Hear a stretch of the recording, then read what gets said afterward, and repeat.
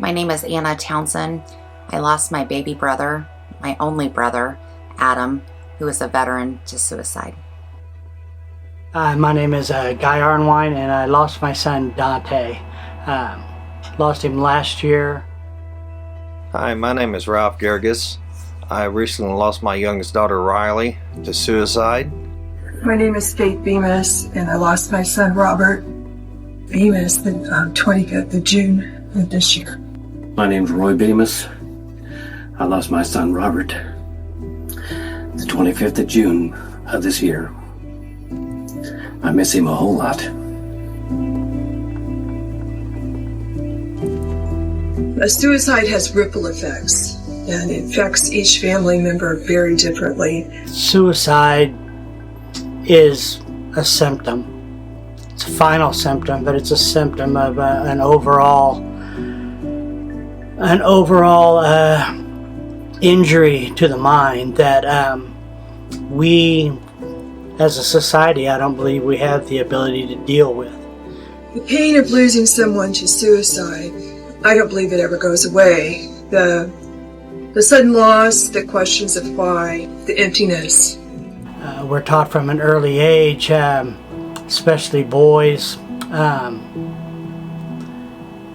be tough, don't cry,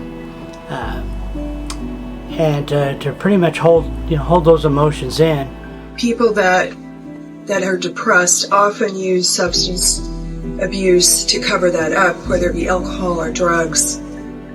If you see that someone is struggling, or if they have had a traumatic incident that's happened in their life, don't wait for them to reach out to you. You reach out to them, go to them, and just remember, it's always okay to ask somebody if they're struggling. Please know that the pain you feel is normal. The tears are normal. The wound is normal. Although over time the wound will close, the hurt of losing someone, it will still be there, and that's normal. But try to remember the good times. I think suicide is the final straw of an injury, for lack of a better term. It's an injury to the brain that we don't recognize. We're not trained to recognize it. I think one of the biggest things that myself and my family has learned is that if you are not educated about the suicide signs, you really need to be, because learning about the signs after the fact is the worst thing ever. If we can talk about it, more people will seek out the help that they need when they recognize that they have a problem. As children, you fall down, you get hurt, you recognize you're hurt, the pain, you can see the wound, you run to mom, you learn that mom will fix it, that dad will fix it.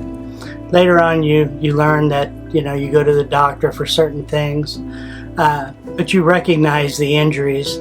The problem with the injury to the mind is that there's no physical pain involved with it. There's no recognition that it's wrong, that it is injured. Those families that know what my family is going through on a daily basis, no words are necessary. And those that don't know, there's no words to describe it. Nothing in the English dictionary that can describe the pain. It's a pain I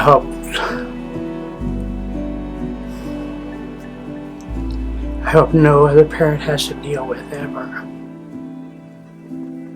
People that take their lives are not selfish.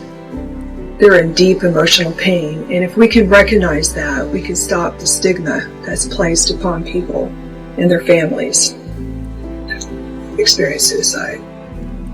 But I think if they knew early on that the thoughts that were going through their head were indicative of something wrong in their mind,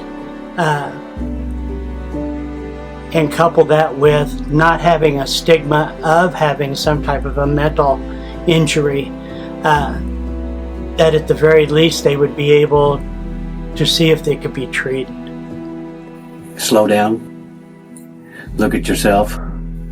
Think about others. Think about your family. Think about what you're going to do to your family if you take your life. What will happen to them after you're gone? After the fact that, your loved one is gone, it's tough. You learn to deal with the pain, and it's an everyday struggle. It never goes away. Every day's just like the day it happened.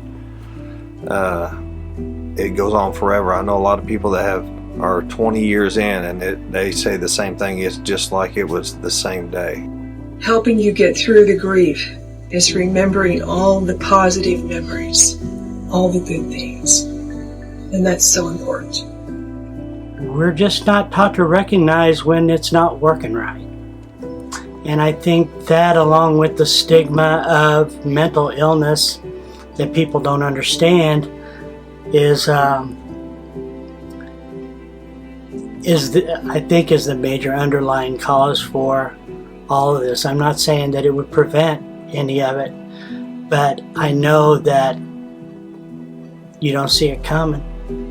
My advice is to listen, to be there. Get training, as far as mental health illness. Find a way to teach not only your kids, but others, that certain thoughts are indicative of something that needs to be addressed.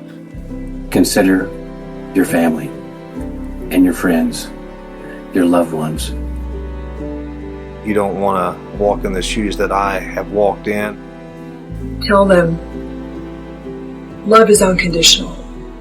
I know I told him that. We don't care who you are. We love you for who you are. They need to know that. It's okay to not be okay. Just be here tomorrow.